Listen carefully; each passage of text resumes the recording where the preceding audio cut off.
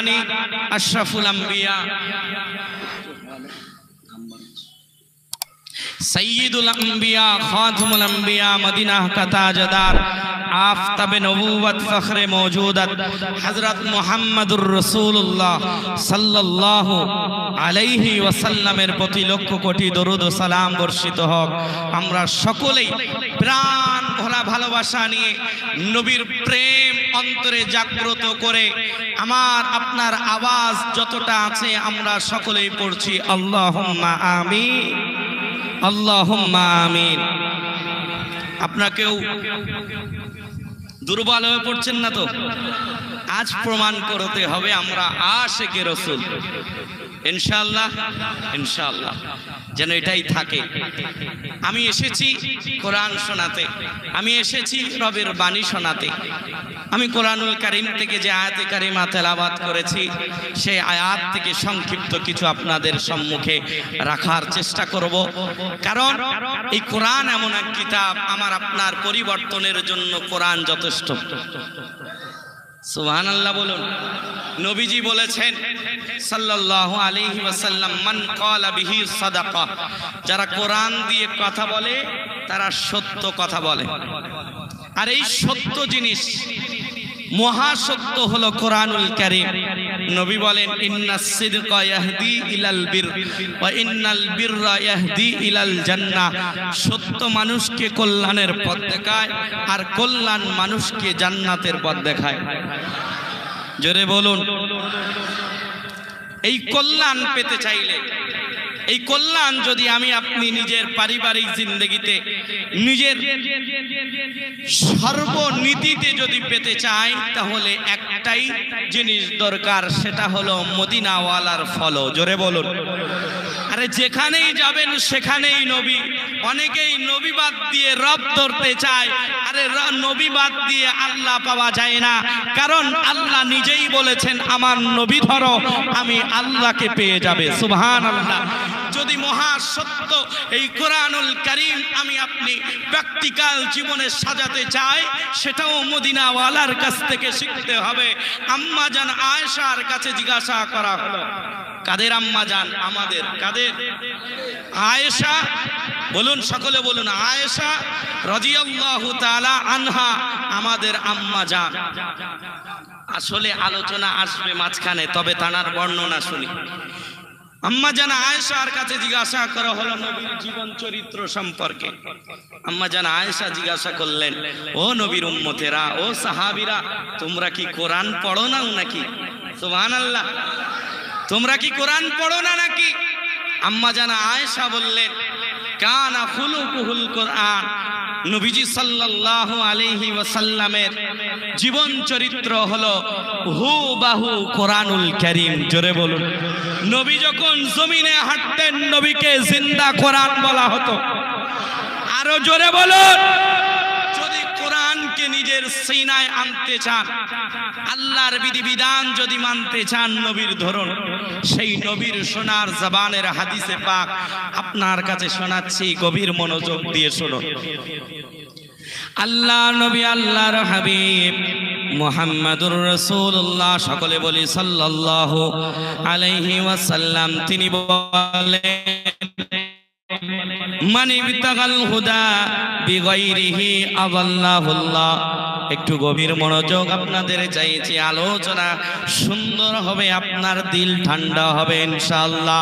আমি রবের উপরে তাওয়াক্কুল করে আমি আগাচ্ছি, আমার রব আমাকে যা বলাবে আমি সেটাই বলবো ইনশাআল্লাহ। তবে নবীজি সাল্লাল্লাহু আলাইহি ওয়াসাল্লামের বর্ণনা শুনুন।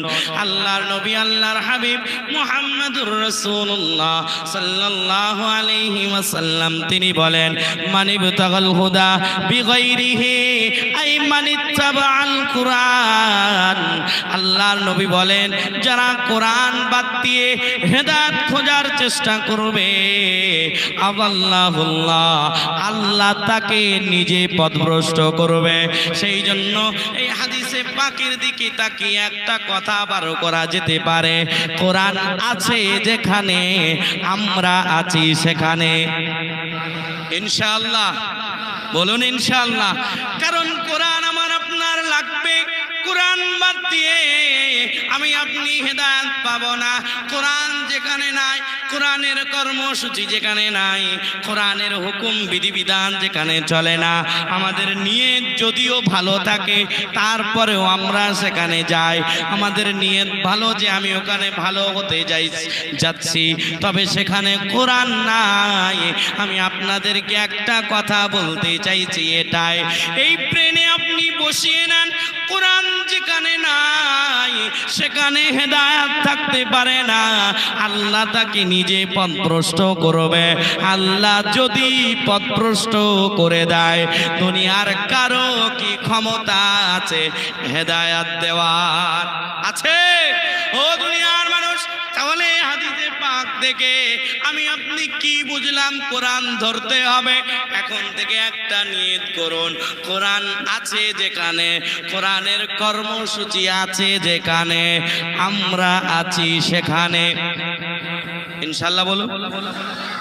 আলোচনা বুঝে আসছে তো? শুরু করছি। দেখুন, মজার কথা শোনাবো ইনশাআল্লাহ।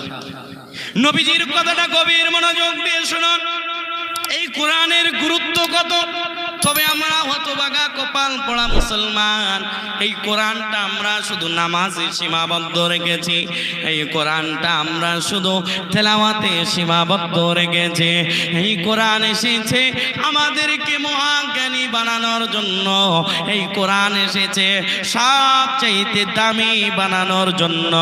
ও দুনিয়ার মানুষ, আমরা মুসলিম হয়েছি বটে, তবে এই কোরআনটা একবারও বোঝার সৌভাগ্য হলো না। কোরআনে আল্লাহ পাক আসলে বলেছে তো কি বলেছে একবার তো খুলে দেখি, কখনো সৌভাগ্য হলো না। কত কিতাবাদি পড়লাম, তবে কোরআন পড়ার সুযোগ হলো না। ও হতভাগা মুসলমান, আমি আপনাদের পায়ের উপরে, কদমের উপরে আমার হাতটা রেখে বলে যাচ্ছে, বয়স যতদিন গিয়েছে সমস্যা নাই, আপনি যেখানেই আছেন সেখান থেকে কোরআনটা বোঝার চেষ্টা করুন। চাই পারুন আর নাই পারুন, আপনার উপরে ডিপেন্ড করে না। আপনি কি করছেন এটা ডিপেন্ড করে, আপনি বুঝতে পারছেন কি না পারছেন, আপনার স্মৃতিশক্তি ভালো কি না খারাপ এটা দেখার বিষয় নাই, আপনি কতটা চেষ্টা করেছেন এটা দেখার বিষয়। আল্লাহ সেই জন্য বলে, রে বান্দা আমি অন্য কিছু দেখি না, বান্দা তোর চেষ্টাটা দেখি। এই চেষ্টা যদি থাকে আমরা এমন দামি হয়ে যাব, আল্লাহর নবীর ছোঁয়া পাওয়ার পরে, কোরআনের ছোঁয়া পাওয়ার পরে যে মানুষগুলোর কোনো সম্মান ছিল না, যে মানুষগুলোর কোনো ইজ্জত ছিল না, এই কোরআনের বাবরকতে, এই কোরআনের প্র্যাকটিক্যাল শিক্ষক আমার আপনার কলিজার টুকরা নবী মুহাম্মদুর রাসূলুল্লাহ সাল্লাল্লাহু আলাইহি ওয়াসাল্লামের ছোঁয়া পাওয়ার পরে আল্লাহ ওই মানুষগুলোকে জিরো থেকে হিরো বানিয়েছে। আরো জোরে, ও দুনিয়ার মানুষ, এখনো সম্ভব। নবীর আদর্শ এখনো আছে, নবীর রেখে যাওয়া আদর্শ এখনো আছে, সেই কোরআন আমাদের কাছে এখনো আছে। আল্লাহর তরফ থেকে আল্লাহর কালামুল্লাহ নবীর কাছে নাজিল হয়েছে, সেই কোরআন নবীর কাছে নাজিল হওয়া কিতাব আমাদের কাছে এখনো প্রস্তুত আছে। আমি আপনি যদি যুগের শ্রেষ্ঠ হতে চাই, আল্লাহর কাছে প্রিয় হতে যাই, তাহলে কোরআনের কাছে আসতে হবে। সুবহানাল্লাহ, কই জোরে বলুন সুবহানাল্লাহ। ও দুনিয়ার মানুষ, আমার আব্বা জানেরা, আমার ভাই জানেরা, এই কোরআন কত মহা জ্ঞান দেয় একটু দেখুন। আমি আপনার কাছে কেন বলছি, আজ কোরআনটা আমার আপনার কাছে শুধু তেলাওয়াতের কিতাব হিসাবে সীমাবদ্ধ রয়ে গেছে। এই কোরআনটা আমরা শুধু নামাজে রেখেছি, সমাজে আনতে শিখি নাই, আমরা এটাকে বোঝার বিষয় কিছু মনে করি না। ও বাবাজি, না না না, এই কোরআন আমার আপনার নবীর মাধ্যমে আল্লাহ দুনিয়ায় নাজিল করলেন। এই কোরআন হলো মহাজ্ঞান, এই কোরআন হলো হিকমত, এই কোরআন হলো প্রজ্ঞা। এই কোরআনে যে জ্ঞান আছে বিজ্ঞানীদের কাছেও সেই জ্ঞান নাই। আপনি বলবেন ও মাওলানা সাহেব, আপনাকে এত কষ্ট করে এনেছি, একটু বলে যান কোরআনে কি আছে, আমরা তো বুঝি না। ও বাবাজি, আমিও তো অজ্ঞ, আমার ওস্তাদদের নকল করে করে আমি আপনাদের কাছে শুনিয়ে যাচ্ছি, আমার পীর ও মাশায়েখদের নকল করে করে আপনাদের কাছে শুনিয়ে যাচ্ছি। আমার ভান্ডারে কিছু নাই, আমি তো নকল করি আমার ওস্তাদদের, আমার আকাবির হযরতদের, আমার মুর্শিদদের নকল করে করে আমি কথা বলি। সেই জন্য আকাবির হযরতদের কথা বড় হিকমতপূর্ণ, জোরে বলুন।